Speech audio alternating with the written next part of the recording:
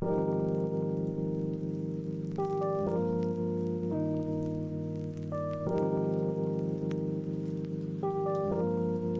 want to open my performance by Basmalah. Bismillahirrahmanirrahim. Assalamualaikum warahmatullahi wabarakatuh. Hello everyone. How are you today? I hope you are in a good situation. For those of you who don't know me, let me introduce myself. My name is Nur Aolia Faozah. I am from Yayan Purwokerto. My department is English Education. I am from class 3 baby. And my name 19174050 and 9. So today, I want to talk about how to build better time management for study. When you all want to join to the exam or elimination tests like UTBK, TOEFL, IELTS, and so on, you must prepare your time really well. Furthermore, in this case, your opponents certainly take more time to study. If you take to manage your time just 1 until 2 hours to study, but your opponent is take time 7 until 8 hours, you will lose really far. So how to build better time management for study and how to focus on that? So we start the trick and tips from basic to specific. First is elimination of distraction. Get rid of your cell phone because if there's something interesting, it will be messed up. Before you study, make sure all your distraction is gone. But someone said, I'm not disturbed by cell phone, but I'm disturbed by my mind. So I have 2 tips to help you. First is 3-second rule. 3-second rules is work like this. You count 1, 2, 3, and then forget it. Pew! But if you think that's really important and you can just forget that, you can take notes in your distraction sheet. Example: after the study, I would like to do blah blah blah blah. After the study, I would like to take blah blah blah blah and join blah blah blah blah. So you can take notes in your distraction sheet. Second tips is clear a target. I'll give you a example. If you join the running competition or marathon competition, but in there is no target to time, distance, and so on, I swear you will be easy to give up and interesting to win. That's right. So in study, you must clear a target too.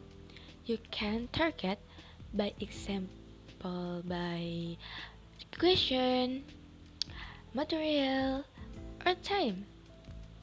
Okay, I give you a sample by time. 25 minutes for study and 5 minutes to take rest. And then again, 25 minutes to study, 5 minutes to take rest. You will be enjoy and focus to clear your target. And be your study timing to be a good motivation atmosphere. Third is 4% rule.